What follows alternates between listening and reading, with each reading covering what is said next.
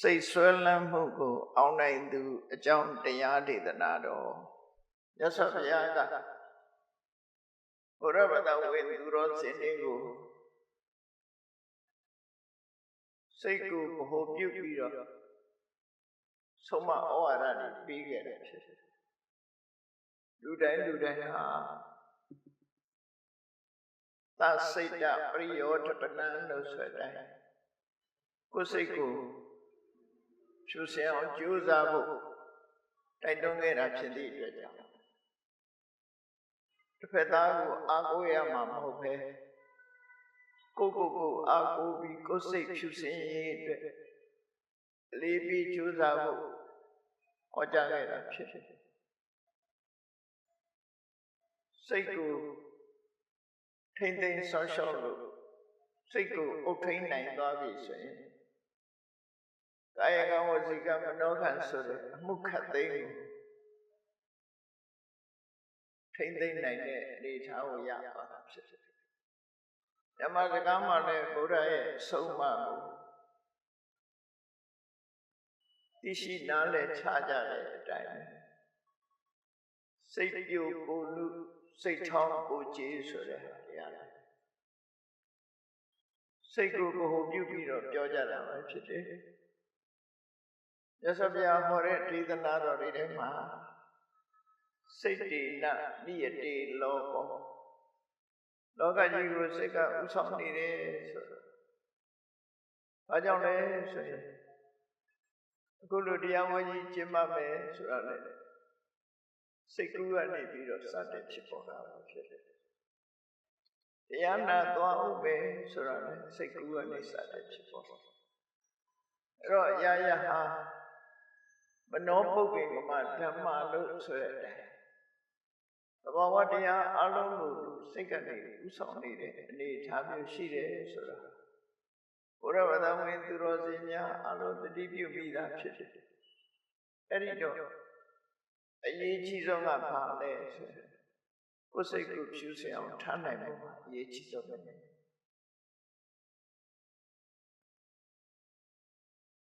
စိတ်ဖြူစင်ဖို့အတွက်အဘိဓမ္မာမြတ်ဒေသနာမှာလည်းပဲစိတ်ရဲ့အညစ်အကြေးများနဲ့ထိုအညစ်အကြေးများကိုတန့်စင်စေကြောနိုင်တဲ့စိတ်ဖြူစင်ကြောင်းတရားတွေကိုဟောကြားဆုံးမခဲ့တာဖြစ်တယ်လူတွေရဲ့ယင်ထဲမှာသဘာဝတရားနှမျိုးရှိတယ်အညစ်အကြေးနဲ့ထိုအညစ်အကြေးကိုတန့်စင်အောင်ဆေးကြောနိုင်တဲ့သဘာဝတရားစိတ်ရဲ့အညစ်အကြေးဆိုတာသဘာဝတရားတစ်ခုထိုအညစ်အကြေးကိုတန့်စင်ဆေးကြောနိုင်တဲ့တရားဆိုတာသဘာဝတရားတစ်ခုအဲ့ဒီသဘာဝတရားနှစ်ခုဘုရားဗဒဝေသူတော်စင်တို့အနေနဲ့စိတ်ရဲ့အညစ်အကြေးတွေကိုသိရှိနားလည်ပြီးထိုစိတ်ရဲ့အညစ်အကြေးတွေကိုဗာနဲ့ဆေးကြောရမယ်ဆိုတဲ့နိလန်းကိုမြတ်ဗုဒ္ဓထံမှာရရှိထားပြီးသားဖြစ်ကြတယ်။ယန္နာဖြစ်သွားတယ်ဆိုတာစိတ်ရဲ့အညစ်အကြေးတွေကုန်အောင်ဆေးကြောနိုင်လို့ယန္နာဖြစ်တဲ့ပေါ့။ဒိဋ္ဌိနဲ့ဝိသိကိစ္စလို့ခေါ်တယ်။အမှန်မမြင်ခြင်းအကျင့်နဲ့ပတ်သက်ပြီးတန်တရားပွားခြင်းဆိုတဲ့ဒီသဘာဝတရားနှစ်ခုကိုဆေးကြောလိုက်နိုင်တဲ့ပုဂ္ဂိုလ်သောတာပန်လို့ခေါ်ပါတယ်။ကာမဂုဏ်အာယုန်စိတ်တွေကိုမုန်းတိစိတ်တွေကိုလျှော့ချနိုင်တဲ့ပုဂ္ဂိုလ်ကိုတဂရကံလို့ခေါ်တယ်။ကာမဂုဏ်အာယုန်စိတ်တွေကိုလုံးဝဖယ်ရှားမုန်းနေတဲ့စိတ်ကိုလုံးဝဖယ်ရှားနိုင်တဲ့အနေအထားရှိတဲ့ပုဂ္ဂိုလ်မျိုးကိုနာဂံလို့ခေါ်ပြီးစိတ်ရဲ့အညစ်အကြေးမှန်သမျှဆေးကြောတန့်စင်ရမှာပြည့်ပြည့်စုံသွားတဲ့ပုဂ္ဂိုလ်ကိုယဟန္တာလို့ခေါ်တာဒါကြောင့်မို့မိမိတို့ရဲ့စိတ်ရဲ့ဖြူစင်မှုမဖြူစင်မှုဆိုတာတွေကို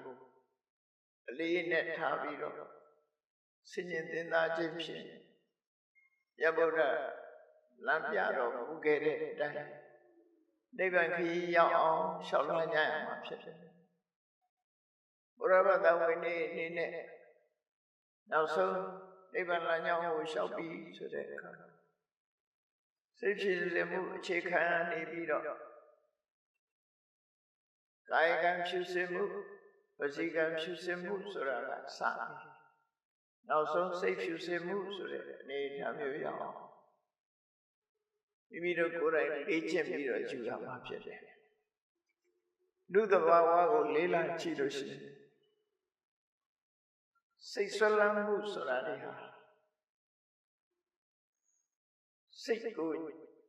ညှဉ်းနှွမ်းသွားစေတဲ့အနေအထားမျိုးရောက်စေတာဖြစ်တယ်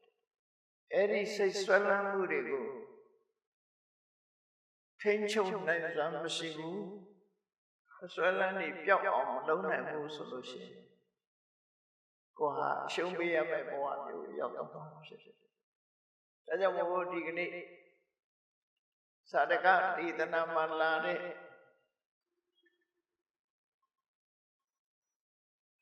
ဓမ္မထဆစက်ကိုအခြေခံပြီးတော့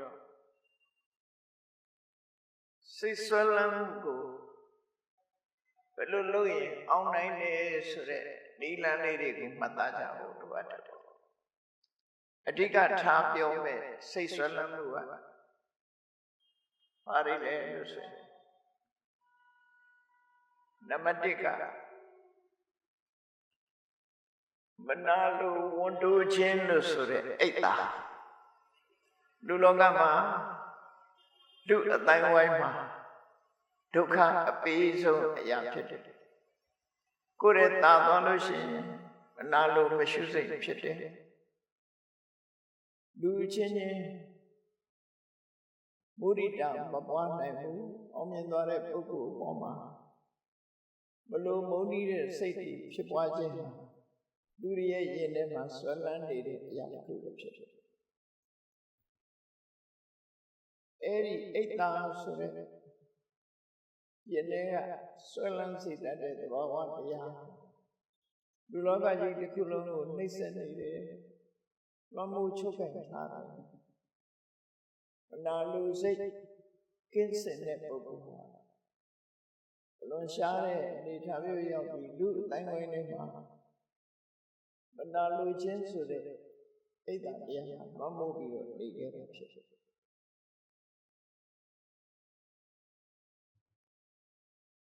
နောက်ဒုတိယလွန်မှုနေတာပါတော့လူတွေမှာဆွဲလန်းတဲ့အရာတစ်ခုပါမူရစ်စေတတ်တဲ့အရာနဲ့ပတ်သက်ရင်လူတွေရဲ့စိတ်ဆွဲလန်းမှုပြင်းထန်တယ်အယက်သေးစားနဲ့ပတ်သက်ရင်ဆွဲလန်းတယ်မူရစ်မှုနဲ့ပတ်သက်ပြီးဆွဲလန်းတယ်အဲ့ဒီစိတ်ဆွဲလန်းမှုဟာလည်းပဲလူလောကကြီးတစ်ခုလုံးကိုဖျက်ဆီးနေတယ်လို့ဖြစ်တယ်နိုင်ငံတစ်နိုင်ငံလူမျိုးတစ်မျိုးဟာမူရစ်စေတဲ့အရာကဖျက်ဆီးလိုက်လို့ရှိရင်ဘဝမှာအောက်တန်းနောက်တန်းကျသွားတဲ့အနေအထားမျိုးဖြစ်တာရောက်ထိုမူရစ်မှုကိုကြီးကျယ်တာစီဖြိုဖျက်ပြီးတော့နေကြတာဖြစ်တယ်ကိုမိသားစုတွေမှာမူရစ်စေဝါအယက်သေးစားတောက်စားဆွဲလန်းနေတဲ့သာသမီရှိလို့ရှိရင်မိသားစုတွေစိတ်ညစ်ကြတာမကောင်းတဲ့အခြေအနေတွေနဲ့တွေ့ရတယ်အဲ့ဒီစိတ်ဆွဲလန်းမှုကလည်းပဲမူရစ်စေဝါဆွဲတဲ့စိတ်ဆွဲမှုကိုလည်းပဲအောင်နိုင်ဖို့ရအလွန်ခဲယဉ်တဲ့အရာတစ်ခုဖြစ်တယ်မူရစ်မှုကိုအကြောင်းပြုပြီးတော့ဖြစ်ပေါ်လာတဲ့ပြဿနာတွေလည်းအလွန်ပဲကြီးမားနိုင်ငံတိုင်းနိုင်ငံတွေလို့ဝိစေဝနဲ့ပတ်သက်ပြီးထိန်းချုပ်နိုင်စွာမရှိသည့်အတွက်ကြောင့်အကြီးအကျယ်ပြဿနာတက်ပြီးတော့နေကြတာကတိခေတ်ထင်ရှား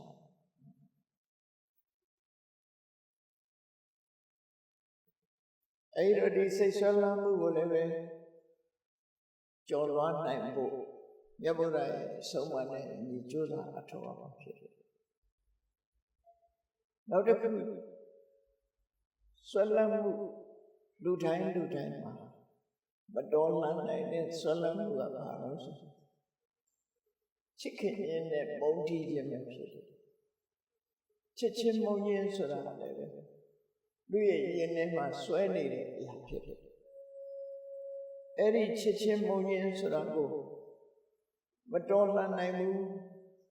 ဒီအစွဲလန်းကိုမဖြောက်နိုင်ဘူး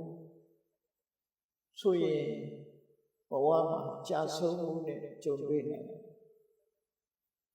ဒီကနေ့ခေတ်အဂတိလိုက်စားရဲဆိုတာချစ်ချင်းကြောင့်တစ်မျိုးမုန်းခြင်းကြောင့်တစ်ဖုံးလူလောကမှာမမျှတမှုတွေဖြစ်ခြင်းချစ်ချင်းမုန်းခြင်းကိုအခြေခံတာပဲဖြစ်တယ်အဲ့တော့လူလောကကြီးကိုနှိပ်စက်နေတဲ့စိတ်ဆွဲလန်းမှု၄မျိုးလို့ပြောရမှာဖြစ်တယ်ဒါကဒီဇာတကဒေသနာအရာပြောတခြားဟာတွေလည်းစိတ်ဆွဲလန်းမှုတွေရှိနိုင်သေးတယ်နံပါတ်1ကအိတ်တာမနာလိုစိတ်အဲ့ဒီမနာလိုစိတ်ကလည်းဖြည့်ပြောင်းဖို့လွန်ခဲနေပေါ့လူလောကကြီးကိုအကျိုးမပြုတဲ့မနာလိုစိတ်အယက်သေးစားဆွဲလန်းတဲ့စိတ်ချစ်ခင်ဆွဲလန်းတဲ့စိတ်မုန်းတီးဆွဲလန်းတဲ့စိတ်ဒီ၄မျိုးဟာ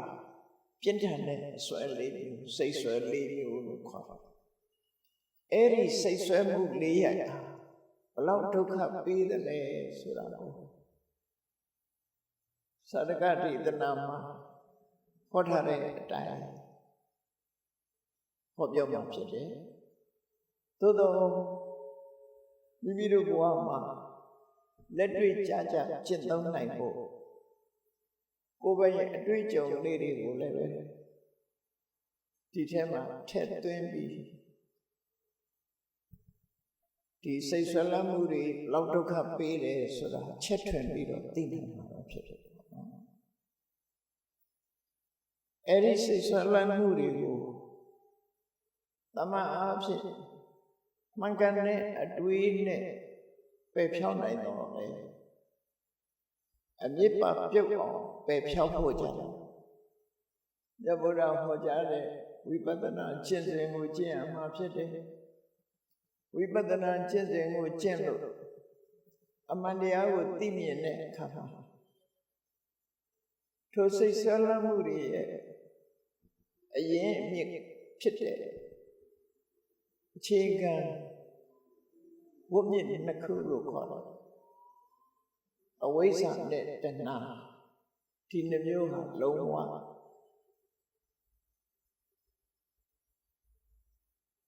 ကင်းလို့တော့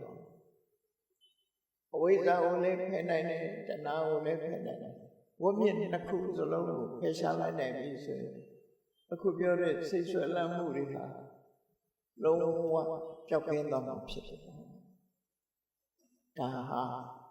မြတ်ဗုဒ္ဓပွင့်တော်မူတဲ့အခါမှာရနိုင်တဲ့အခွင့်အလမ်းကြီးပဲဖြစ်တယ်ဝိပဿနာတရားဟာဘယ်ဘာသာကမှမဟောနိုင်တဲ့တရားဖြစ်တယ်ဒါမြတ်စွာဘုရားကိုယ်တိုင်မိန့်ကြားခဲ့တဲ့မဟာပရိနိဗ္ဗာန်သုတ်မှာသုဘဒ္ဓပရပိုက်ကြီးရဲ့အမေနဲ့ပတ်သက်ပြီးမြတ်စွာဘုရားကတိတိပပမိန့်ကြားခဲ့တယ်ဖြစ်တယ်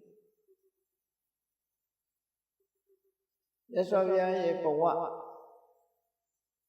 52နှစ်ကာလအတွင်းမှာဝိပဿနာတရားကိုအပြည့်အစုံမပြောတဲ့တစိမ့်တသေးသားတောင်ခေါ်ပြောနိုင်တဲ့ပုဂ္ဂိုလ်တခြားဘာသာမှာမရှိဘူးလို့52နှစ်ဆိုဒီမှာတောထွက်ပြီးတရားကျင့်တာက6နှစ်ဘုရားဖြစ်ပြီးတရားဓမ္မလက်တွေဟောပြောတာက45နှစ်ပေါင်းလိုက်တဲ့အခါ52နှစ်အဲ့ဒီ52နှစ်ဓမ္မကျင့်သုံးတဲ့ခေတ်အတွင်းမှာဝိပဿနာတရားကိုတစိမ့်တသေးသားလေးတောင်ဟောပြောနိုင်တဲ့ပုဂ္ဂိုလ်ဖြစ် ဝိပဿနာတရားဆိုတာဘယ်လမ်းကြောင်းကသွားတာတော့ဆိုမဂ္ဂင်၈ပါးလို့ဆိုတယ်မှန်ကန်တဲ့လမ်းကြောင်းကသွားတာဖြစ်တယ်အမှန်၈ချက်နဲ့သွားရမှာအမှန်မြင်ခြင်းအမှန်တွေးတောခြင်းမှန်တွေးတောတဲ့အတိုင်းမှန်တာကိုသာပြောခြင်းမှန်တာကိုသာလုပ်ခြင်းအသက်မွေးမှုမှန်ကန်ခြင်းကြိုးစားအထောက်မှုမှန်ကန်ခြင်းအာယုစူးစိုက်မှုမှန်ကန်ခြင်းနဲ့စိတ်တည်ငြိမ်မှုမှန်ကန်ခြင်းလို့ဆိုတယ်အမှန်ကန်၈ချက်နဲ့ဝိပဿနာလမ်းစဉ်ကိုချမှတ်ပြီးထိုဝိပဿနာလမ်းကြောင်းကနေသွားတဲ့အခါမှာပြီးဆုံးတဲ့အမှန်၈ချက်ဒီတစ်ချက်တည်းကဲ့သို့ဖြစ်သွားပြီးမက္ခဆိုတဲ့နာမည်နဲ့စိတ်ဆွဲလန်းမှုတွေအားလုံးကိုဖယ်ရှားပြစ်နိုင်တယ်ဖြစ်ဖြစ်အေးဒါကြောင့်ဒီစိတ်ဆွဲလန်းမှုတွေဟာလူလောကမှာဘလောက်ဒုက္ခပေးတယ်လဲဆိုတာလေးကို950မှာပါရှိတဲ့အတိုင်းမတန်နိုင်ချပါဘူး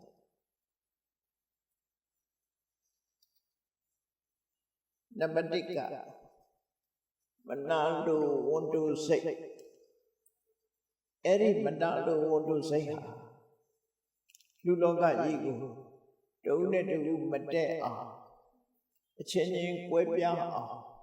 သွေးခွဲနေတာသူပဲဖြစ်တယ်မနာလိုမရှုစိတ်လို့ဆိုတဲ့အိတ်တတရား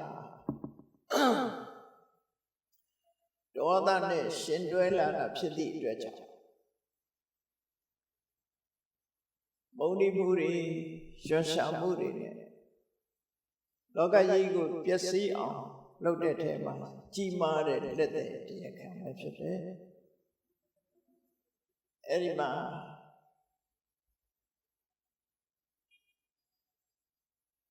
မနာလိုဝန်တိုခြင်းလို့ဆိုတဲ့အိတ်တာမနာလိုဝန်တိုစိတ်ဆွဲကြုံတွေ့ခဲ့ရတဲ့ပုဂ္ဂိုလ်တို့ရဲ့ဘဝဇာတ်လမ်းကိုပြန်ပြီးတော့ပြောထားတာပါတော့မနာလိုဝန်တိုမှုဖြစ်เสียရတဲ့အကြောင်းမျိုးစုံရှိတဲ့ထဲမှာဒီနေရာမှာဖြစ်များတဲ့သူ့ဘဝအတွေ့အကြုံကိုပြောမှဖြစ်တယ်အဋ္ဌိယကာရဏရာဇပဏပိသိပရောဟိတသောမံအဋ္ဌိနိဝေဒေတိတတမဟာအနုတ္တုယကောဘဝအတွေ့အကြုံတစ်ခုအနေနဲ့သူကပြောတယ်အဲ့ဒီဇလံလေးကဘုရင်ကြီးတစ်ပါးရဲ့အတွေ့အကြုံပဲဖြစ်တယ်ပါရဏသီမြို့ကဘုရင်ကြီးတစ်ပါးချုံပေါ်လှပတဲ့အက္ခမေတိဒေဝီမိဖုရားကိုမြောက်စားပြီးမောမမိတ်တန်ထောင်ချီရှိတဲ့တဲကထိုမိဖုရားကြီးကိုဥစားပေးခဲ့မိဖုရားကြီးကဘုရင်ကြီးကိုအခွင့်အရေးတစ်ခုတောင်းတယ်ဘုရင်ကြီးကအဆုပေးတဲ့အခါမှာသူကအခွင့်အရေးတစ်ခုတောင်းဘာတောင်းလို့ဆိုရင်သူမှတပါဘယ်အမျိုးသမီးနဲ့မှမပတ်သက်ရဘူးဆိုတာဘုရင်ကြီးကအစပထမတော့ညင်းတယ်ပြောပါပြားတဲ့အခါကျတော့သူရဲ့စိတ်ဓာတ်ပြောကြမှုနဲ့လိုက်လျောလိုက်တယ်ပေါ့အဲ့ဒီလိုက်လျောလိုက်တဲ့မိဖုရားကြီးဟာသူ့ပေါ်သစ္စာရှိလားဆိုတာဒီမိဖုရားကြီးပေါ်မှာသူဟာမနာလိုဝန်တိုစိတ်တွေအများကြီးဖြစ်ခဲ့တယ်ဖြစ်ပြပုံဇာလံကတော့ဘာတော့ဆိုတိုင်းပြည်မှာစီရေးကိစ္စရှိလို့ဘုရင်ကြီးကစစ်ထွက်မယ်စစ်ထွက်တဲ့အခါမှာမိဖုရားကြီးကသူ့ဘာတူလိုက်ဖို့တောင်းဆိုတယ်သို့တော့ဘုရင်ကြီးကစီရေးစီရဆိုတာအသက်ကိုအနံ့ပြီးတော့ရင်ကိုမြေကရုံးလုပ်ပြီးသွားရတဲ့ကိစ္စမျိုးဆိုမျိုးသမီးတွေမလိုက်သင့်ဘူး ဒါကြောင့်ဘုရင်ကြီးကမလိုက်ဖို့နားချတဲ့အခါမိဖုရားကြီးကပါတောင်းဆိုပြန်ဒီလိုဆိုရင်နေ့စဉ်သူနဲ့ဆက်သွယ်မပြတ်ဖို့ခုခေတ်ဆိုရင်တော့တယ်လီဖုန်းဆက်လို့ရတာပေါ့အဲ့ဒီခေတ်ကတော့တမန်လွှတ်ရမှာဖြစ်တယ်လူတယောက်စိတ်လွှတ်မှာဖြစ်တယ်သတင်းစကားပြောဖို့ရတယ်ဘယ်စခန်းရောက်ပြီးဘာတွေလုပ်တယ်ဒုက္ခဒုက္ခအောင်မြင်မှုဆုံးရှုံးမှုဆိုတာရှေ့တန်းထွက်တဲ့အခါဒီသတင်းကိုသူနေတိုင်းရခြင်းနဲ့ဆိုဘုရင်ကြီးကစခန်းတစ်ထောင်ရောက်တိုင်းလူတယောက်လွတ်တယ်မိဖုရားကြီးစီလွှတ်ရတယ်အသွားမှာ36စခန်း36ယောက်ကိုလွှတ်လိုက်တယ်ထို့တူပဲအပြန်မှာလည်းပဲ32စခန်း32အပြန်မှာလည်း32ယောက်ကိုလွတ်တယ်အသွားမှာလည်း32ယောက်ကိုလွတ်တယ်အားလုံး64ယောက်မိဖုရားရှိတမန်လွှတ်ရတည်င်းပြောဖို့တမန်လွှတ်ရနောက်ဆုံးဘုရင်ကြီးကအောင်မွေးရလို့တိုင်းတော်ပြည်တော်ပြန်လာတဲ့အခါမှာအကူယုံကြည်ရတဲ့ပရောဟိတ်ကြီးကိုဘုရင်ဆိုတာအခမ်းအနားနဲ့အောင်မွေးရလာတဲ့အခါမှာမြို့အခမ်းအနားနဲ့ဝင်ရမှာဖြစ်ပြီးပြင်ပမှာဒီတိခေတဲနန်းလို့ခေါ်တယ်ယာယီဆန္ဒန်းဆောက်ပြီးတော့ခန်းချမိဖုရားရှိစီသတင်းပို့ဖို့အဲ့ဒီချိန်မှာပရောဟိတ်ပုံနာကျိုးရည်ဆင်းကအလွန်လှပတဲ့ပရောဟိတ်ပုံနာမိဖုရားရှိစီသတင်းပို့ဖို့စီမံလုပ်ဖို့လွှတ်လိုက်တယ်ပြောရမယ်ဆိုရင်အဲ့ဒီပရောဟိတ်ပုံနာကြီးနဲ့ပတ်သက်ပြီးအလုံးမိဖုရားကြီးရဲ့အကျင့်စာရိတ္တတွေကုန်ပေါ်လာပရောဟိတ်ပုံနာကြီးရောက်တဲ့အခါကျတော့မိဖုရားကြီးကပရောဟိတ်ပုံနာကိုကြည့်ပြီးသူနဲ့ပျော်ပါဖို့တောင်းဆိုတယ်ပရောဟိတ်ပုံနာက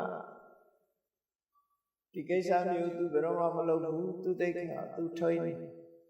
မလုပ်ပြရသေးနဲ့တန်တန်တောင်းမှမရတဲ့နောက်ဆုံးမိဖုရားကြီးကအကောက်ကြံပရောဟိတ်ပုံနာကိုတေချောင်းကြံပြီးဘုရင်ကြီးရောက်လာတဲ့အခါမှာတဏှာဥတင်တယ်ပရောဟိတ်ပုံနာကသူ့ကိုစော်ကားပါပဲဆိုတော့ဒီဆယ်ပြီးတိုင်တန်းမှုလို့အဲ့ဒီမှာဒီချိန်မှာဘုရင်ကြီးရဲ့ဝန်တိုစိတ်တွေပြင်းချက်ချင်းပေါက်ကွဲတယ်ဒီဝန်တိုစိတ်ဆိုအဲ့ဒါသူမိဖုရားကြီးကိုစော်ကားတယ်လို့လည်းသိလိုက်ရောဘုရင်ကြီးရဲ့ဝန်တိုစိတ်ဟာအလုံးကိုပြင်းထန်ချက်ချင်းပရောဟိတ်ပုံနာကိုဖမ်းဖို့မိန့်ပေးဖမ်းပြီးတော့သေတံချမှတ်လိုက်သို့သောပရောဟိတ်ပုံနာကြီးဟာအသိပညာထက်မြက်တဲ့ပုဂ္ဂိုလ်ဖြစ်တော့ဖမ်းဆီးပြီးတတ်မဲ့မေမှုတန်းတွေကိုကြိုးကြောင်းပြောပြဘုရင်ကြီးနဲ့ပတ်သက်တဲ့ကိစ္စတွေငါစီမံနေတာဖြစ်တော့ဘုရင်ကြီးထားတဲ့ပစ္စည်းဥစ္စာတွေညှို့နှံထားတဲ့ငွေကြေးဒနာတွေအဲ့ဒါတွေငါဘုရင်ကြီးကိုပြောခဲ့မှဖြစ်တယ်ငါသိတာအရေးမကြီးဘူးငါမပြောခဲ့လို့ရှိရင်တိုင်းပြည်အတွက်ဆုံးရှုံးနေတယ်အဲ့ဒါကြောင့်ဘုရင်ကြီးနဲ့ငါ့ကိုတွေ့ခွင့်ပေးပြီးတော့မှငါ့ကိုဘုရင်အမိန့်တိုင်းတတ်ဖို့ဆိုတော့အဲ့ဒါကိုလက်ခံပြီးဘုရင်ကြီးရှိတယ်ရောက်သွားတဲ့အခါဘုရင်ကြီးကပရောဟိတ်ပုံနာကြီးလည်းမြင်လိုက်တယ်ဘာကြောင့်ဒီလိုရုံးမာတဲ့အလုပ်တွေလုပ်ရတာလဲလို့မေးတဲ့အခါ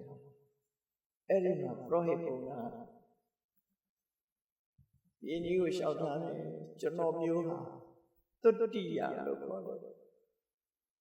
ပုံနာပြုကလာတဲ့ပုဂ္ဂိုလ်ဟာသူများတဲ့တတ်ခြင်းကလည်းရှောင်ကျင်ပါပဲသူများဥစ္စာမတရားယူခြင်းကလည်းရှောင်ကျင်ပါပဲသူတော်ဘာတမယာပြမှားခြင်းကလည်းလုံးဝရှောင်ကျင်တယ်လိမ်ပြောတယ်ဆိုတာလည်းဘယ်အခါမှမလုပ်ဘူးအယက်သေးစာတောက်စားခြင်းနဲ့ပဲခင်းတယ်ဘယ်တော့ခါမှမဟုတ်တဲ့အလုပ်ကိုသူမလုပ်တာမှန်ပါလေတကယ်လုပ်တာကတော့တင်မင်းကြီးကနေပြီးတော့အသွားပြန်လွတ်လိုက်တယ်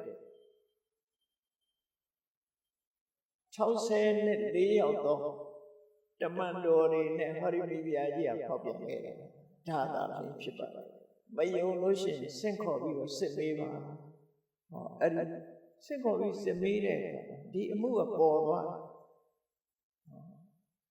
ဒီမှုပေါ်သွားအဲ့လိုပေါ်တဲ့အခါမှာဒီပရောဟိတ်ပုံနာကြီးကဘုရင်ကြီးကိုနာချတယ်ရှင်မင်းကြီးဘယ်သူကမှပြစ်မတင်ပါနဲ့ဒီလိုပဲလောကမှာဖြစ်တတ်တဲ့ကိစ္စအများကြီးဖြစ်ပါတယ်သူ့ကိုအပြစ်မတင်သလို64ယောက်သောတမန်တော်တွေကိုလည်းအပြစ်မတင်ပါနဲ့နောက်ဆုံးမှာမိဖုရားကြီးကိုလည်းပဲအပြစ်မတင်ပါနဲ့လောကသဘာဝမှာဖြစ်တတ်တဲ့စိတ်ဆွမ်းလန်းမှုတွေကြောင့်ဖြစ်တဲ့အရာတွေသာဖြစ်ပါတယ်ဆိုပြီးဘုရင်ကြီးကိုနားချတော့ဘုရင်ကြီးကလက်ခံသွားပြီးတော့သူဟာငါအခုလိုရောဟိတ်ပုံနာကြီးကိုတတ်ဖို့ကြိုးစားတယ်64ယောက်သောလူတွေကိုတတ်ဖို့ကြိုးစားတယ်မိဖုရားကြီးကိုလည်းတတ်ပြစ်ဖို့ကြိုးစားတယ်အခုလိုပြစ်မှုတွေကိုစီရင်ဖို့စိတ်လိုက်မှန်လိုက်ငါဟာစီမံဆုံးဖြတ်ခဲ့တာအဓိကမိဖုရားကြီးပေါ်မှာဝန်တိုခြင်းကြောင့်ဖြစ်တယ်ဆိုတာသူ့ကိုယ်သူစဉ်းစားမိတယ်ဝန်တိုစိတ်လောက်ဆိုးတယ်ဒီကနေ့ခေတ်မှာလည်းလူတိုင်းဝန်တိုတယ်ဆိုတာလူတွေရောက်ချီးပွားရင်လည်းမနာလိုဝန်တိုစိတ်ဖြစ်တတ်တယ်ကိုယ်ရဲ့တာသွားရင်လည်းမနာလိုဝန်တိုစိတ်ဖြစ်တတ်တယ်ရှင်ပြိုင်သူချင်းချင်းမှလည်းအနိုင်ရသူကိုရှုံးသူကဝန်တိုစိတ်ဖြစ်တတ်တယ်ဝန်တိုစိတ်တွေလူအတိုင်းဝိုင်းတစ်ခုလုံးကိုလွှမ်းမိုးထားသလိုဘယ်လူမျိုးပဲအတိုင်းဝိုင်းမှာပဲဖြစ်ဖြစ်ဝန်တိုစိတ်ကိုအကြောင်းပြုပြီးတော့တတ်ကြတယ်ဖြတ်ကြတယ်ပြစ်မှုတွေကျူးလွန်ကြတယ်ဆိုတာထင်ရှားတယ်တူနဲ့တူမတည့်ကြတာတို့ဘဝမှာချမ်းချမ်းသာသာနေချင်တော့လည်းမနေနိုင်တာတို့ဟောဒီမနာလိုဝန်တိုမှုဆိုတဲ့အိတ်တာအပြစ်တင်လိုမှုဆိုတဲ့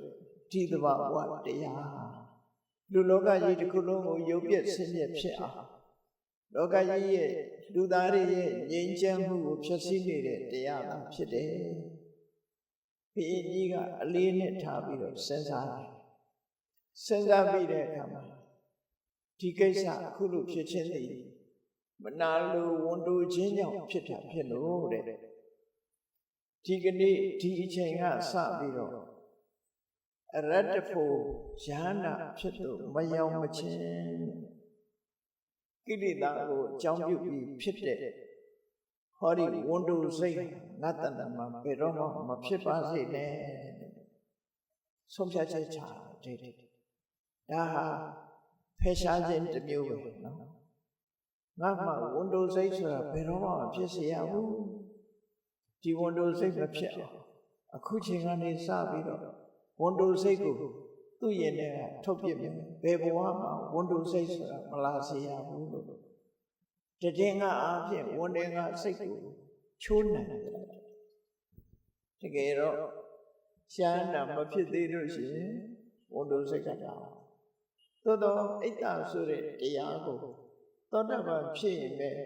ဖယ်ရှားလို့ရသွားတယ်သောတာပန်ကအိတ်တာနဲ့မစ္စရိယကိုဖယ်ရှားတယ်လို့စာပေကျမ်းက သောတပန်ဖြစ်ကိုပဲမနာလိုဝန်တိုစိတ်ဖယ်ရှားပြီးသားဖြစ်သွားတာသို့တော့သောတပန်မှာမနာလိုဝန်တိုစိတ်နဲ့တွဲနေတဲ့ဒေါသဆိုတာတော့မဖယ်ရှားနိုင်သေးဘူးအဲ့ဒီမနာလိုဝန်တိုစိတ်ဟာလူတွေရဲ့အတိုင်းအဝိုင်းကိုဖြည့်ဆည်းနေတဲ့လွှမ်းမိုးချုပ်ကိုင်နေတဲ့တရားဆုံးအညစ်အကြေးပြောတာဖြစ်တယ်စိတ်ထဲမှာဖြည့်ပြောင်းမှုခက်တဲ့စိတ်ဆွဲလန်းမှုတစ်မျိုးပဲဖြစ်တယ်ဒါကြောင့်ဒီဗာရဏသီဘုရင်ကြီးဟာတတိနဲ့ပညာနဲ့ဒီနှစ်ခုကိုယ်မှာဖြစ်နေတဲ့အရာကိုအာယုံစိုက်တာကတတိ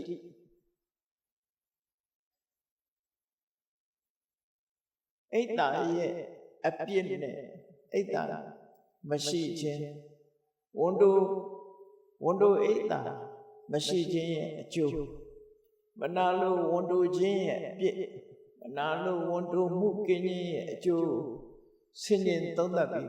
အိတ်တာတရားဘယ်တော့မှမဖြစ်စေဘူးဆိုပြီးအဋ္ဌံပြီးစိတ်ဆုံးဖြတ်တဲ့အခါမှာသူဟာနောက်ဘဝတစ်ခုရောက်လာတဲ့အခါမှာ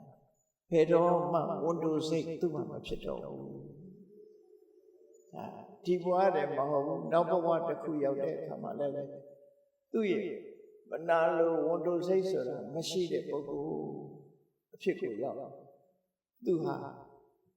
စိတ်ဆွဲလန်းမှုတစ်ခုကိုအောင်နိုင်လိုက်တဲ့ပုဂ္ဂိုလ်တစ်ခုပဲဖြစ်တယ်ဒါယဟန္တာဖြစ်ပြီးတော့ဖယ်ရှားနိုင်တာမဟုတ်ဘူးဆုံးဖြတ်ချက်တစ်ခုနဲ့ပဲသူမနာလိုဝန်တိုစိတ်ကိုအောင်နိုင်လိုက်တဲ့ပုဂ္ဂိုလ်ဆိုဘုန်းကြီးတို့တွေလည်းကိုယ်စိတ်ကိုဆုံးမပြီးတော့မနာလိုဝန်တိုစိတ်မျိုးငါမှမဖြစ်စေရဘူးမုဒိတာဆိုတဲ့တရားကိုအလေးနဲ့ထားပွားများအထောက်ချင်းဖြစ်ဖယ်ရှားပြန်ဖြစ်ဒီစိတ်ဆွဲလန်းမှုကိုဖယ်ရှားနိုင်မှုကြော်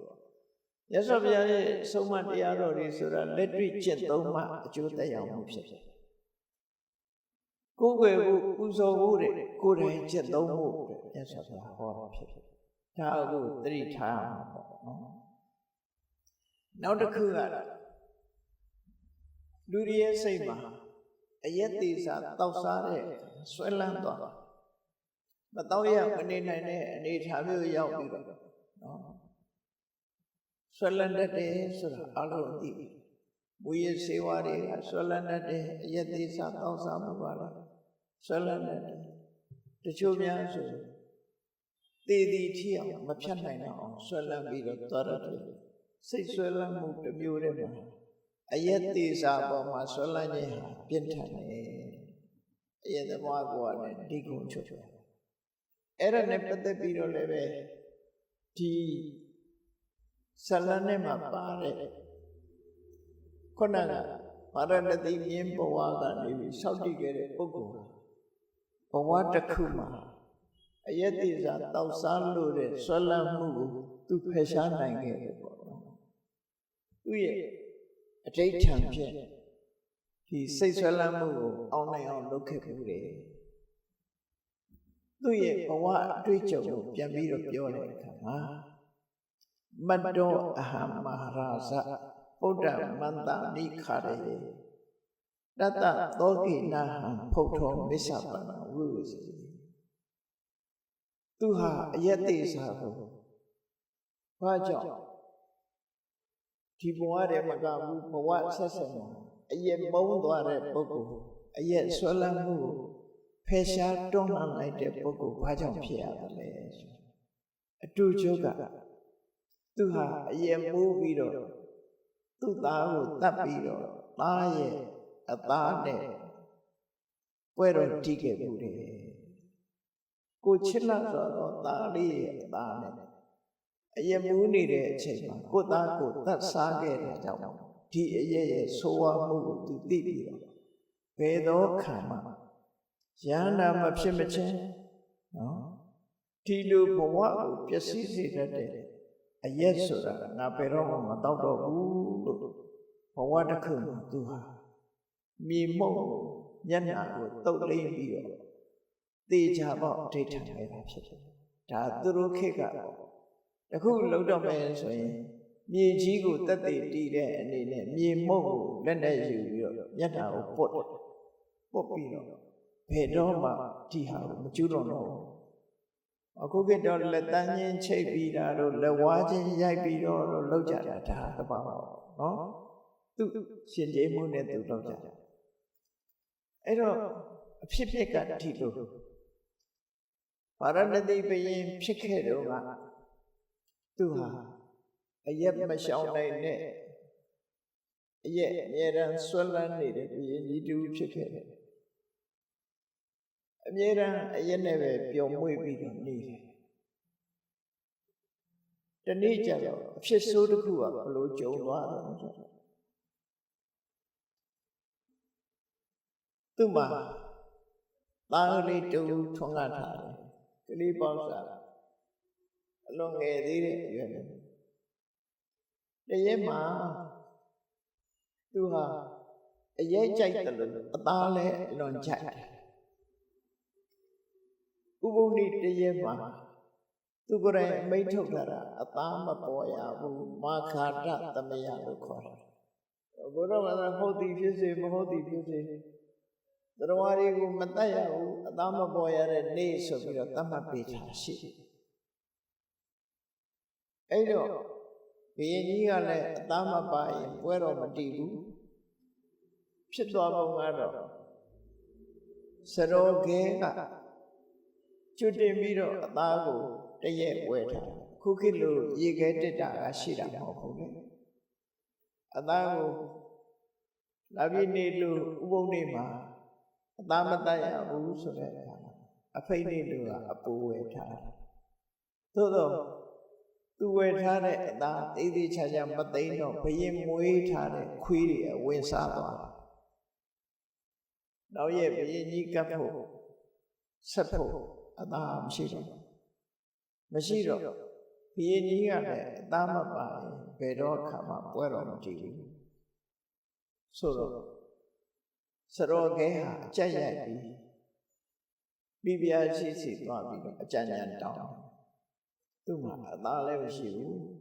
လက်ဖြင့်ကအသားမပါရင်ဘုရင်ကြီးကလက်ခံမှာမဟုတ်ဘူးအဲ့ဒါဘယ်လိုလုပ်ရမလဲဆို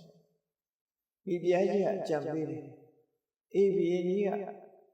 သူ့သားလေးတွေ့လို့ရှိရင်ကျန်တာအလုံးကိုမေ့နိုင်တယ်သားကလေးနဲ့ပဲဒီချော့မြူပြီးတော့ကျန်တာတွေအကုန်လုံးမေ့သွားနိုင်တယ်အဲ့တော့ပွဲတော်တည်တဲ့အချိန်မှာငါကသားလေးယူပြီးဘုရင်ရဲ့ပေါင်းမော်တင်ပေးထားမယ်အဲ့ဒီအချိန်မှာမင်းပွဲတော်ဆက်အဲ့ဒီကျမ်းညာတိုင်းစားတော့ကဲကခက်လန့်လန့်နဲ့အသားမပါတဲ့ပွဲတော်ကိုတင်လာဒီအချိန်လေးမှာမိဖုရားကြီးကသားကလေးကိုချီလာပြီးဘုရင်ကြီးပေါင်းမော်တင်ပေးလိုက်ဘုရင်ကြီးကသားကလေးမြင်ကြတဲ့ဟာသူကသားကလေးကလည်းလို့ဘာမှအာရုံမဆိုင်ဘူးသို့တော့စရောကဲရောက်လာပြီးတော့ထမင်းပွဲကိုကြည့်လိုက်တဲ့အခါမှာအသားမပါတာတွေ့တယ်အရက်ကလည်းမူးနေပြီမူးနေအောင်သားတာဘာမှတတိမရှိတော့အဲ့ဒီချိန်မှာအသားပဲ့မလဲလို့ဆိုတော့ဒီနေ့ဟာဥပုသ်နေ့အသားမပေါ်ရတဲ့နေ့ဖြစ်သည့်အတွက်ကြောင့်အသားမပါနိုင်ပါဘူးလို့ရှောက်တယ်သူ့သားလေးကိုလက်ကုပ်ချုပ်ပြီးရော့ခုချက်ချင်းချက်ခဲ့တယ်သားလေးကိုတတ်ပြီးတော့ချက်ခိုင်းလိုက်တယ်ဘုရင်ကြီးကိုကြောက်လို့ဘယ်သူမှမပြောရဲဘူးငိုလည်းမငိုရဲကြဘူးသားကလေးဟာအချောင်ဘုရင်ကြီးပွဲတော်စာဖြစ်သွားတာနော်သိဆုံးပြီအဲ့လိုသားရဲ့အသားကိုစားပြီးနောက်တည့်ရက်နဲ့အမူးပြေတဲ့အခါကျတော့ငါသားလေးပဲမလို့ခေါ်ခဲ့ကြလို့ဆိုတဲ့အခါမှာမိဖုရားကြီးကအဲ့ဒီကြတော့ငိုကြွေးပြီးတော့ညာကဖြစ်ကိုပြောရတာဖြစ်တယ်အဲ့ဒီအချိန်မှာဘုရင်ကြီးဟာစိတ်နှလုံးဘလောက်ဒုက္ခရောက်သွားတယ်သူဟာပဂရိစိတ်နဲ့ဆိုရင်ဒီသားလေးကိုတတ်ရင်မှာမဟုတ်ဘူးအရက်မူးနေသည့်အတွက်ကြောင့်ဒီကလေးကိုတတ်လိုက်တယ်တတ်ရုံနဲ့မကဘူးသူ့သားရဲ့အသားကိုတော့စား ဆိုတော့ဒီအဖြစ်ဆိုးကြီးဟာအယက်သေးစာတောက်ဆရာခြင်းကြောင့်ဖြစ်တယ်။ဒါကြောင့်မို့အယက်သေးစာအခုလိုအဖြစ်ဆိုးနဲ့ကျုံစေတတ်တဲ့ဘဝမှာဘာကိုမှမစင်စားနိုင်တော့အောင်ပျက်စီးသွားတဲ့အယက်မျိုးကိုငါဒီကနေ့ကစားပြီးဘယ်တော့မှမတောက်တော့ပါဘူးဒိဋ္ဌာန်လိုက်တယ်။အဲ့ဒီဒိဋ္ဌာန်လိုက်သည့်အတွက်ကြောင့်အဲ့ဒီဘဝကစပြီးတယ်အခုနောက်ရောက်လာတဲ့ဘဝတွေထိအောင်သူဟာဘယ်တော့မှအယက်မတောက်တဲ့လူဖြစ်သွားတာ။ဒါအဋိဋ္ဌာန်ဒီလိုစိတ်ဆွဲလမ်းမှုတစ်ခုအောင်မြင်ခဲ့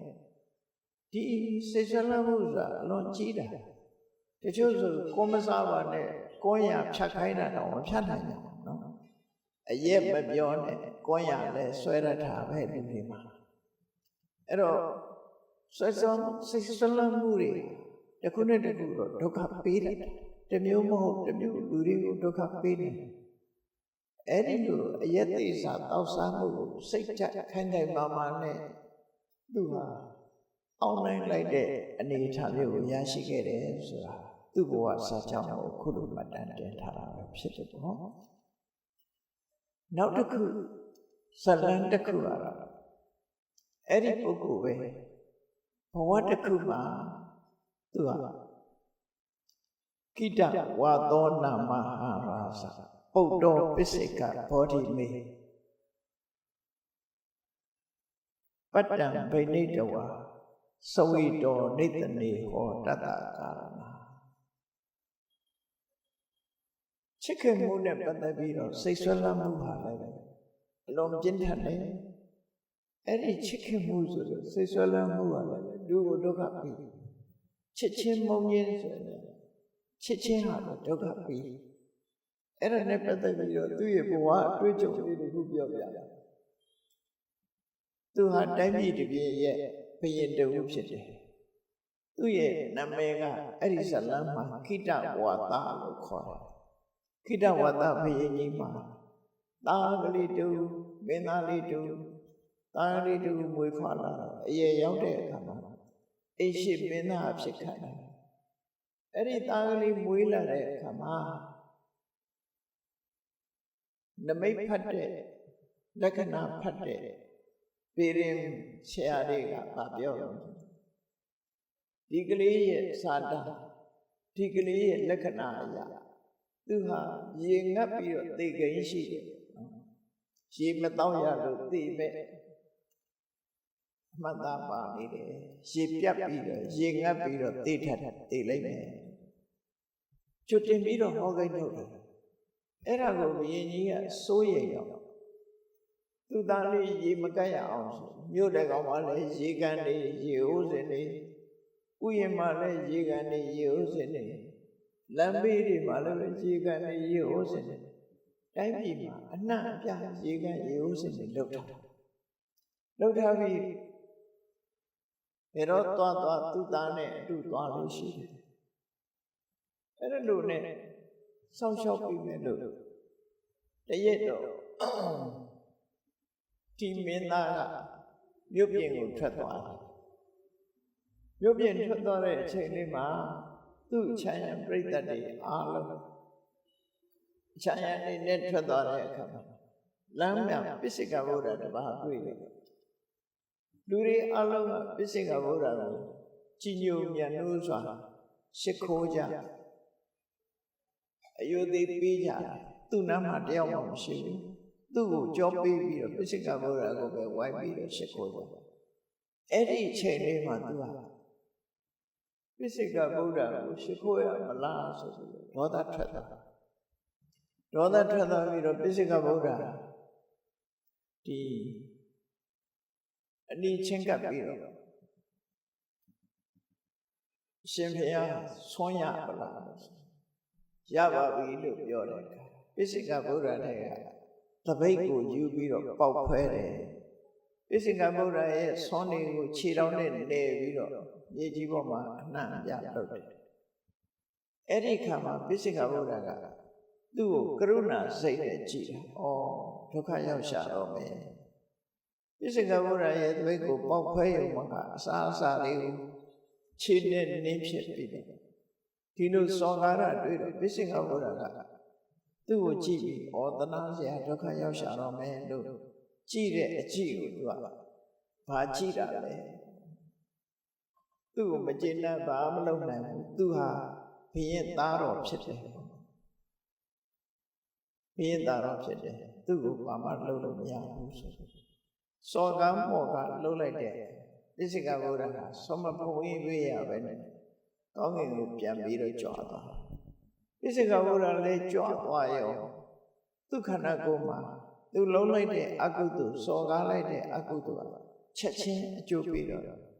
ခန္ဓာကိုယ်မှာမီးလောင်တယ်လို့ပဲချက်ချင်းဥလာကြီးလောင်လာကြီးလို့ဖြစ်လာဥလာကြီးလောင်လာကြီးဖြစ်တဲ့အခါကျတော့ရေပေးကြလို့ဆိုတာကြည့်လိုက်တဲ့အခါမြေချောင်းအင်းအဲ့ဘယ်နေရာမှရေရှာလို့မရဘူးရေကန်တွေကလည်းအကုန်ခါလူတွေရှိတဲ့ထဲရေတွေအကုန်လုံးပြတ်ထွက်သွားတာသူစီရေလုံးဝမရနိုင်ဘူးအဲ့ဒါနဲ့သူကရေငတ်ပြီးတော့တည်ဆုံးပြီးဗေဒင်ဆရာတွေဟောထားတဲ့အတိုင်းရေငတ်လို့တည်ဆုံးမြေမြူပြီးနောက်ဆုံးဝိဇင်ငရဲရောက်သွားတယ်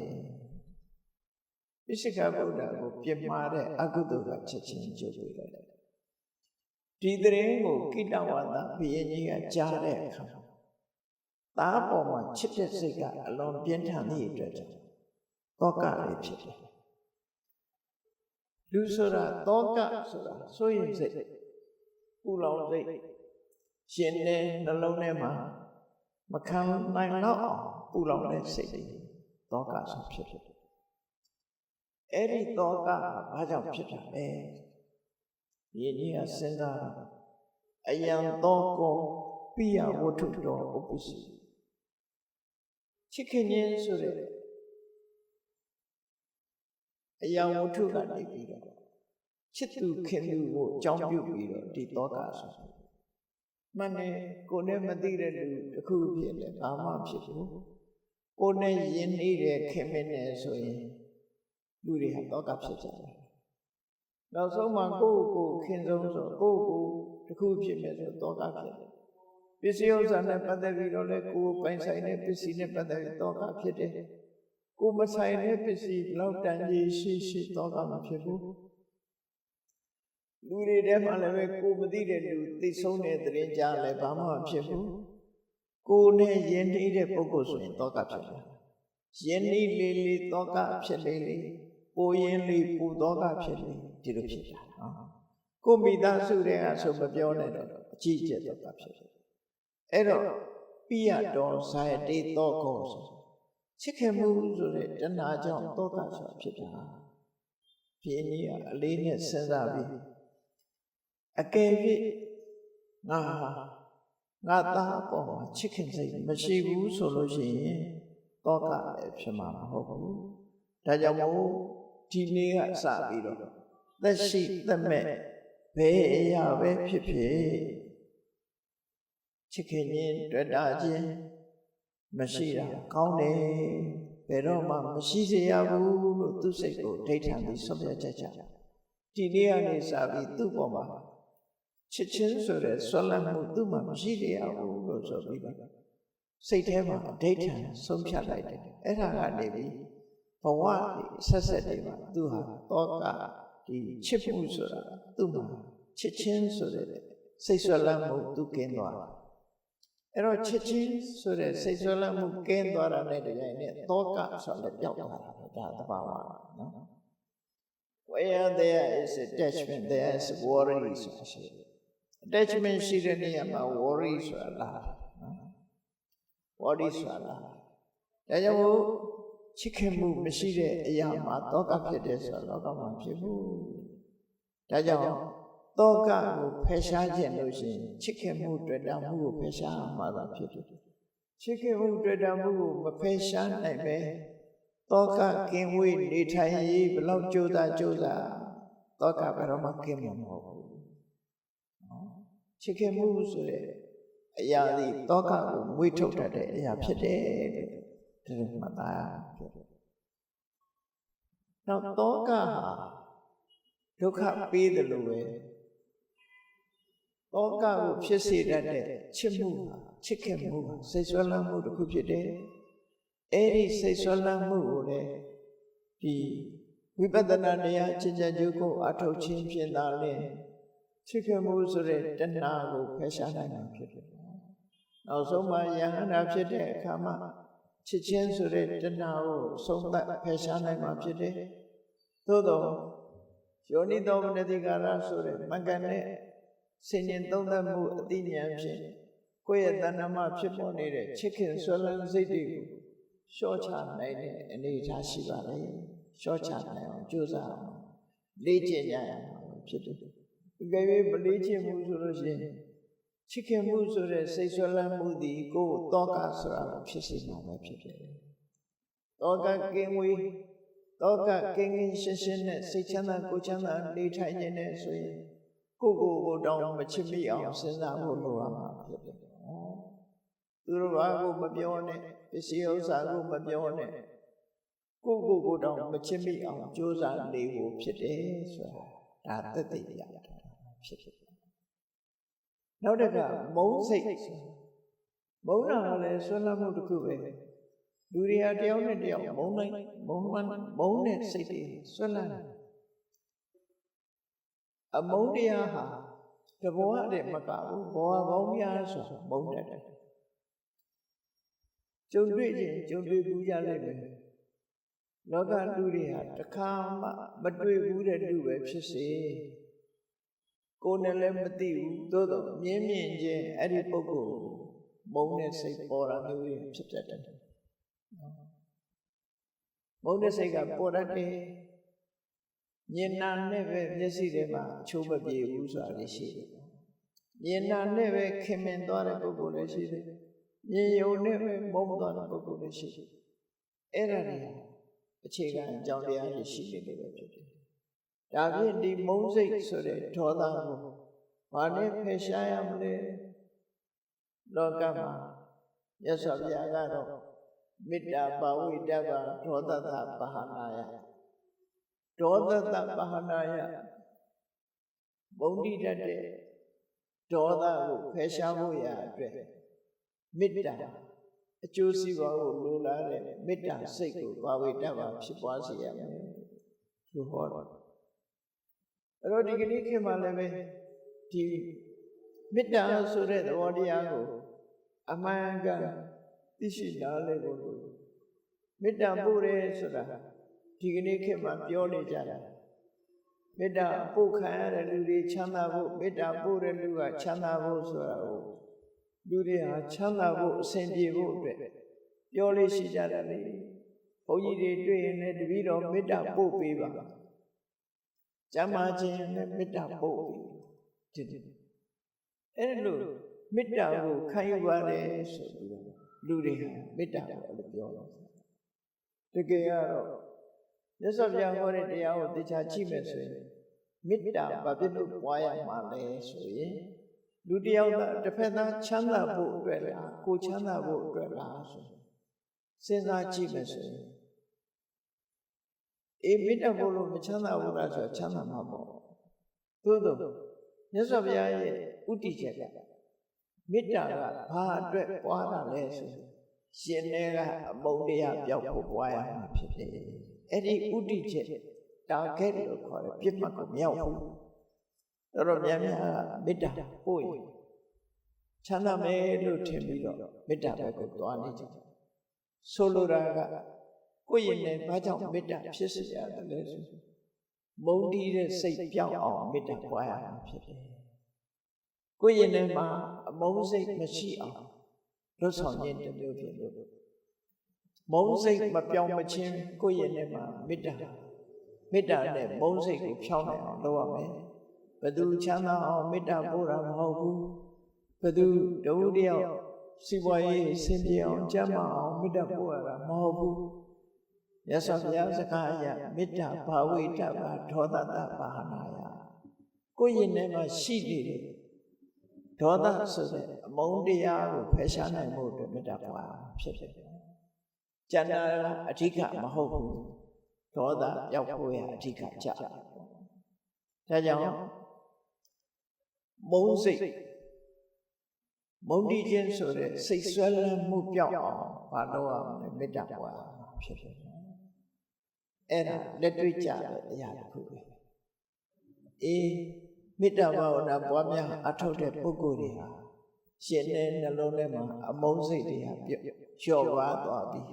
နောက်ဆုံးဘဝတန်တရားမှာဘယ်သူကိုဖြစ်မုန်းနေဆိုတဲ့ဒေါသ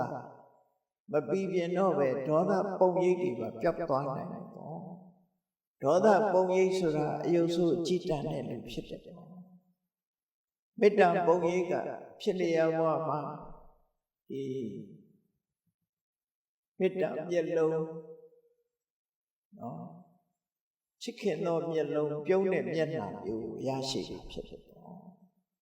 အဲ့တော့မေတ္တာမျက်လုံးလို့ချစ်ခင်သောမျက်လုံးလို့နှလုံးသားရဲ့အေးချမ်းမှုတွေမေတ္တာရဲ့လွှမ်းမိုးအောင်မှုအောက်မှာရှိတယ်ဒေါသဆိုလို့ရှိရင်ရန်လိုတဲ့အကြည့်နဲ့ကြည့်မယ်ရန်လိုတဲ့အပြောတွေပြောမယ်ရှင်ထဲမှာပူလောင်မှုတွေနဲ့နေတာဖြစ်တယ်ဒါကြောင့်မေတ္တာကိုစနစ်တကျပွားဖို့လိုအပ်တယ်ပေါ့မေတ္တာပွားရဲဆိုကြတဲ့ကကိုယ့်ကိုအမှန်ကန်ဖြစ်အောင်ဘာလို့အောင်ငါရင်ထဲကမုန်းတီးတဲ့ဒေါသဘယ်တိုင်းတာအထိရှိသလဲငါနဲ့မတည့်တဲ့လူတွေ့ရင်မုန်းသေးသလားမုန်းသေးနေသေးရင်ငါမေတ္တာမအောင်သေးဘူးဆိုတာသတိထားမှာဖြစ်တယ်ကိုမုန်းတယ်ဆိုတာဘယ်သူပေါ်မှာမရှိတော့ဘူးနောက်ဆုံးကိုနဲ့မတည့်တဲ့လူရန်ဖြစ်ဘူးတဲ့လူကိုရန်လှုပ်ဘူးတဲ့လူဟာအစပြီးတော့ဘယ်သူပေါ်တွေးကြည့်လိုက်မုန်းတီးတဲ့စိတ်မပေါ်တော့ဘူးဆိုမှကိုမေတ္တာအောင်တယ်လို့ပြောဖြစ်တယ်မေတ္တာဘာဝိတ္တဘာဒေါသတဘာနာယအမုန်းဒေါသကိုဖယ်ရှားဖို့အတွက်မေတ္တာကိုပွားပါလို့မြတ်စွာဘုရားကဟောကြားခဲ့တာဖြစ်တယ်ဒီမှာလည်းပဲတန်တရားမှာမုန်းစိတ်ကင်းပြီးတော့သာဝရသဘောကောင်းနေတဲ့ပုဂ္ဂိုလ်မျိုးတွေလည်းပဲရှိနေတတ်တယ်ဘယ်သူကိုမှစိတ်မဆိုးဘူးစိတ်မဆိုးတဲ့လူကိုလူတွေကပြောကြတယ်သဘောကောင်းလိုက်တာသဘောကောင်းလိုက်တယ်ဘယ်လူတွေကသဘောကောင်းတာတော့ဆိုရင်ထဲမှာမေတ္တာရှိတဲ့တွေကသဘောကောင်းတာစိတ်တူတဲ့လူတော့မပြောလိုက်နဲ့ထိကနေဆိုဒေါသထွက်လာအဲ့တော့လူတွေလားလို့ဆိုမဟုတ်ဘူးတရိစ္ဆာန်တွေလည်းထိုးတူတယ်နော်ခွေးတွေဆိုလို့ရှိရင်ရန်လိုတတ်တဲ့ခွေးကမျက်ချောင်းတွေလည်းကြည့်တယ်လူတွေကလာဟောင်းတယ်ကြိုက်ချင်တယ်တချို့ခွေးကြလူမြင်အမီးနမ်းတယ်ပြုံးတယ်ခွေးပြုံးတာတော့မြင်မှုကြမှာနေရွက်ကလေးနောက်ကပ်ပြီးတော့ပြုံးပြနော်ကျောင်းတွေဘာတွေကတော့ပြုံးငယ်တယ်ခွေးကတော့ပြုံးတတ်တယ်အဲ့ဒါလို့မေတ္တာရှိလာပြီဆိုရင်ပြုံးပြနိုင်တဲ့အနေအထားမျိုးဖြစ်တယ်ရှင်ထဲမှာဒေါသဆိုတာရှိတယ်အဲ့တော့ငှက်တွေတောင်မှပဲဒေါသကြီးတဲ့ငှက်ရှိတယ်angry bird ဆိုတာဟိုကျန်တဲ့အရာတွေအကုန်လုံးလိုက်ပြီးတော့ဒေါသဖြစ်နေတဲ့ငှက်တွေရှိတယ်ဟိုတိရစ္ဆာန်တွေမှာလည်းပဲရှိတယ်နောက်ဆုံးမှာဒီဘယ်သူမှရံမလုပ်ပါဘူးဆိုတဲ့နွားတွေအေးဆေးပါတယ်မျက်စားပြီးအေးဆေးဆေးနေတယ်ဆိုတဲ့နွားတောင်မှပဲဒီရှင်ထဲကဒေါသရှိတဲ့နွားဟာတရှုရှုနဲ့ဟိုလူခွေတီလူခွေချင်နွားချင်းချင်းနဲ့ခွေချင်သဘောကောင်းတဲ့နွားကတော့ဘယ်သူမှမခွေဘူးအဲ့ဒါလို့ဘဝတန်တရားမှာသဘောကောင်းသူနဲ့သဘောမကောင်းဘူးဒါပေါ်နေလူတွေထဲမှာလည်းပဲထို့တူပဲဒီလူကတော့သဘောကောင်းတယ်စိတ်တွေသဘောထားနေတာထိုင်တာအေးဆေးတယ်မေတ္တာနဲ့နေတဲ့လူကအေးဒီလူတော့တော့မပြောနဲ့ထိကနေရှိဆိုဒေါသထွက်လာအဲ့လိုလူတွေလည်းရှိဒါကြောင့်မို့ကိုဘဝမှာ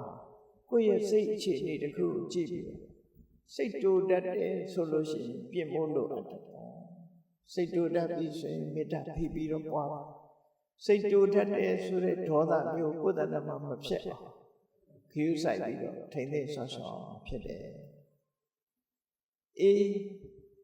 ရှေးရခင်ကာလတုန်းကအခုလိုမေတ္တာများများပွားလာတဲ့ပုဂ္ဂိုလ်တွေဟာဒီရှင်တဲ့ကဒေါသဘဝနဲ့ချီပြီးတော့ပျောက်ကင်းနေတတ်တယ်ရှင်ထဲမှာဒေါသမပေါ်ပြီးသဘောကောင်းတဲ့ပုဂ္ဂိုလ်မျိုးတွေဖြစ်တယ်အဲ့ဒါနဲ့ပတ်သက်ပြီးတော့ သူရဲ့ဘဝအတွေ့အကြုံကိုပြောပြတဲ့အခါမှာအရကောဟုတ်တော်ဝါမေတ္တာစိတ်တံတတ္တဝတ္တာနိဘာဝယေတတ္တကပ္ပိပြမနောပြမလောကီတတ္တမအကောဒနောသူဟာဘယ်တော့မှစိတ်မဆိုးဘူးတဲ့ဘာကြောင့်စိတ်မဆိုးဘူးတာတော့ဆိုအတိတ်ဘဝတုန်းကအရကဆိုတဲ့ဆရာကြီးတူဖြစ်ခဲ့တယ်ယသိဆရာကြီးတူဖြစ်ခဲ့တယ်အဲ့ဒီယသိဆရာဖြစ်တဲ့အချိန်တုန်းက9 နှစ်ကြာအောင်မေတ္တာဘာဝနာနဲ့လွှမ်းထုတ်ခဲ့ဘူးလို့မေတ္တာကိုလေ့ကျင့်ခဲ့တယ်9 နှစ်လေ့ကျင့်ထားတဲ့မေတ္တာဆံရဲ့စွမ်းကြောင့်သူဟာဒီဘဝမှာဒီရှည်လျားတဲ့ကဘာပေါင်း9 ကဘာထိအောင်ပြမပြေမှာစိတ်လုံးဝမဆိုးဘူးတဲ့ပုဂ္ဂိုလ်အနေနဲ့ဖြစ်ခဲ့တယ်နော်ကဘာနဲ့ခြီးပြီးတော့စိတ်မဆိုးဘူးတဲ့ပုဂ္ဂိုလ်ဖြစ်ဖို့ဆိုလွယ်တာမဟုတ်ဘူးပြမပြေရောက်သွားတဲ့အခါမှာပြမလောကမှာနေတဲ့အခါမေတ္တာကရုဏာမုဒိတာဥပေက္ခဆိုတဲ့ပြမစိုးတရားနဲ့နေတဲ့ပြမလေးမှာစိတ်ဆိုးတယ်ဆိုတာတစ်ခါမှမရှိဘူးအဲ့တော့လောကမှာစိတ်ဆိုးခြင်းတောင်မေ့သွားတော့တဲ့အနေအထားမျိုးရှိတယ်စိတ်ဆိုးတယ်ဆိုတာဘယ်လိုဖြစ်တာကိုစိတ်ဆိုးတယ်လို့ခေါ်ရမှာတော့ဒေါသဆိုတာဘယ်လိုဟာတော့လို့မေးယူရလားသူ့ရဲ့ရင်ထဲမှာပျောက်ကွယ်သွားတယ်သို့သောဒေါသအမြစ်ပါပျောက်ကွယ်တာအနာခံအဆင့်ရောက်သွားရင်တော့လောဘဒေါသပျောက်ကွယ်သွားတယ်လို့ဆိုအဲ့တော့ဒီပုဂ္ဂိုလ်ကတော့အရကဆိုတဲ့ယသိဖြစ်တဲ့အချိန်တုန်းကသူဟာ9 နှစ်တိတိမေတ္တာဘာဝနာကိုပွားခဲ့တာဖြစ်တယ်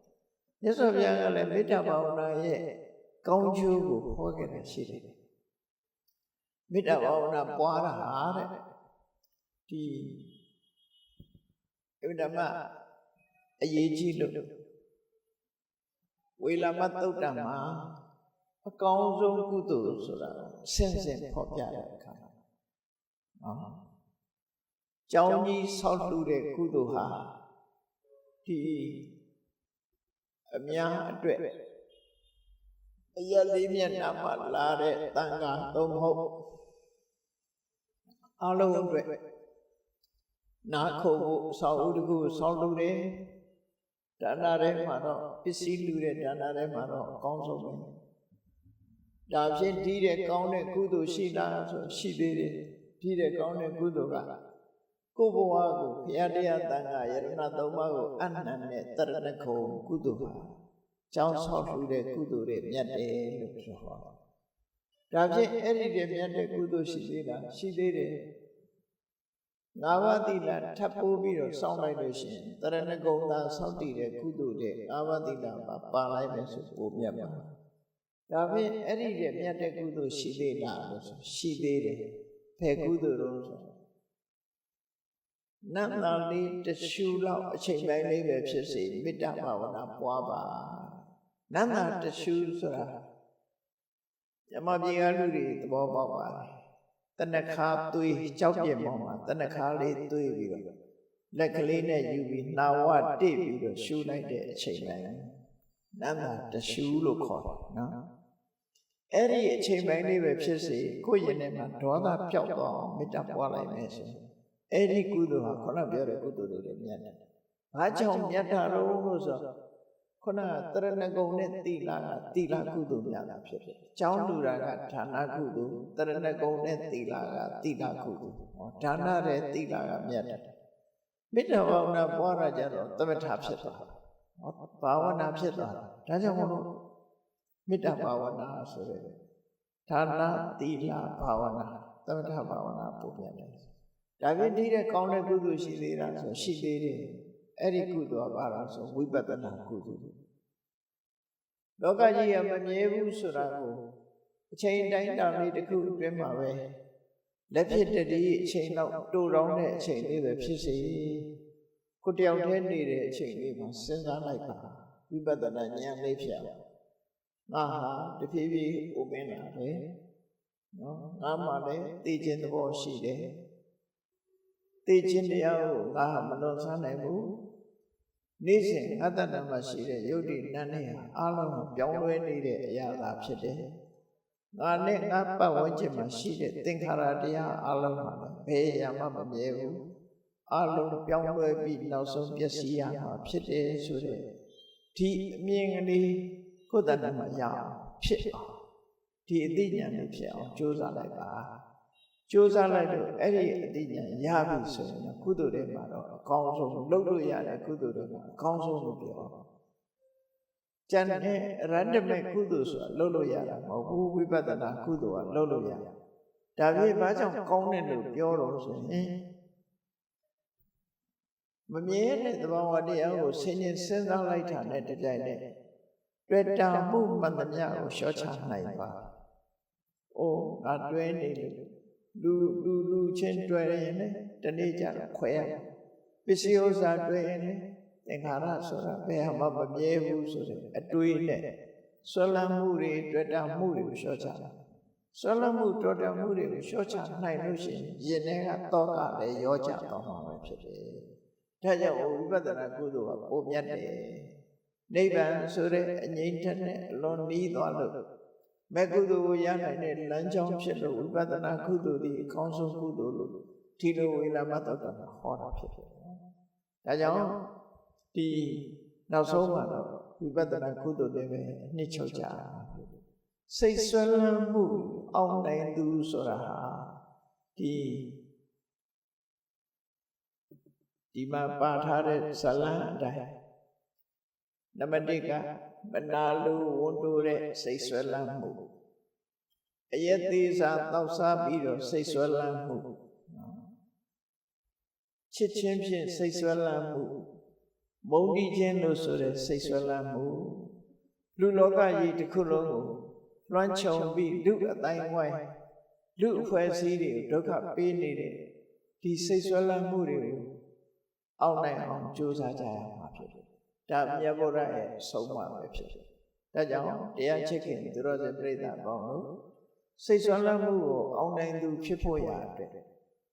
ဘုန်းကြီးတို့တွေဟာအလေးနဲ့ထားပြီးတော့ဆင်ញင်စဉ်းစားတဲ့အသိဉာဏ်ဆိုတာရှိဖို့လိုတယ်။အမှန်တရားကိုတွေးရှိဖို့အတွက်တတိဆိုတာရှိဖို့လိုတယ်။တတိနဲ့တမ္ပစဉ္ညာတတိနဲ့ပညာနော်တမ္ပစဉ္ညာဆိုတာလည်းပညာပဲတတိနဲ့ပညာဒီနှစ်ခုကိုယ်တဏ္ဍာမှာအမြဲတမ်းဖြစ်စေပြီးတော့တတိဖြင့်အာယုံစုဆိုင်ပြီးတော့တမ္ပစဉ္ညာဖြင့်လှုပ်တဲ့လှုပ်ထိုက်တာတွေကိုလှုပ်ဖို့ဒီနှစ်ခုကဲမှာမြတ်စွာဘုရားကအရေးကြီးတဲ့တစ်ခုဟာအပမာဒခေါ်တဲ့တတိတရားပဲဖြစ်တယ်အပမာဒတစ်ခုတည်းနဲ့ပြီးတာတော့မဟုတ်ဘူးအပမာဒသည်အစဖြစ်တယ်အရေးကြီးဆုံးကတော့သာသနာတော်မှာလုပ်ငန်းတစ်ခုကိုပြီးစီးစေနိုင်တာကပညာသာဖြစ်တယ်ပေါ့နော်ပညာဟာအထွတ်ထိပ်ဖြစ်တယ်ဒါကြောင့်ပညာဆိုတာတတိဖြစ်မှပညာဖြစ်တယ်တတိမရှိရင်ပညာမဖြစ်ဘူးဒါမို့အပမာဒဆိုတဲ့တတိတရားသည်ပညာကိုဖော်ထုတ်ပေးနိုင်မှာဖြစ်သောကြောင့်တတိနဲ့ပညာဤနှစ်ဖြာကိုအသုံးချပြီးတို့တွေကိုယ်ကိုဆုံးမကြရမှာဖြစ်တယ်လို့ကိုယ်စီမသားပြီးတတိပညာစွမ်းအားဖြင့်စိတ်ဆွဲလန်းမှုကိုနိုင်အောင်ဒီကျင့်ဆောင်ကြိုးကိုအားထုတ်နိုင်ကြပါစေကုန်သတည်း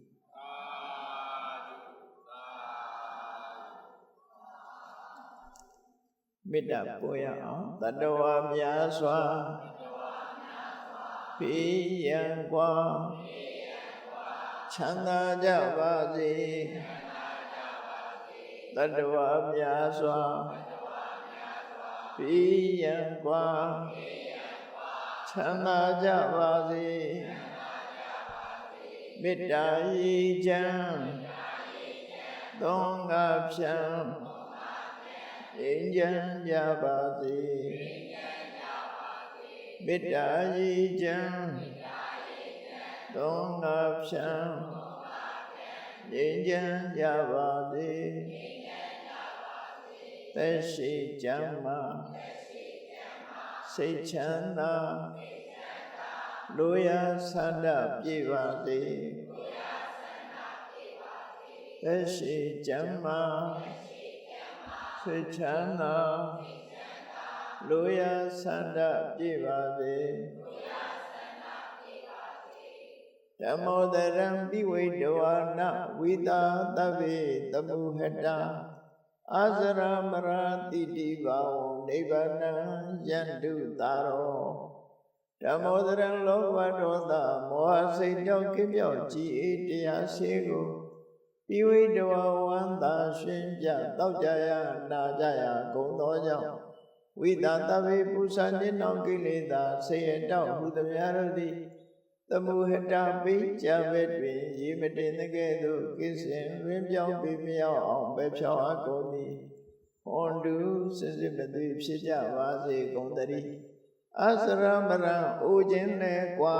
နာခြင်းနဲ့ကင်းသေးခြင်းနဲ့ရှင်းထသောတိတိဘောကိလေသာဟုပုခတ်သိကိဉ္ရာအစစ်ဖြစ်ပေထသောနိဗ္ဗာန်နိဗ္ဗာန်ဟုခေါ်ဤပြုတော်သို့သာရောတရားချစ်ခင်စိတ်ကောင်းဝိညာသူတော်ရှင်များတို့သည်ယန္တုပါရမီအစဉ်စဉ်မြင့်တယ်မြင်၍မလင့်ပုံသေးဆက်ရောက်တော်မူကြပါစေကုန်သတည်း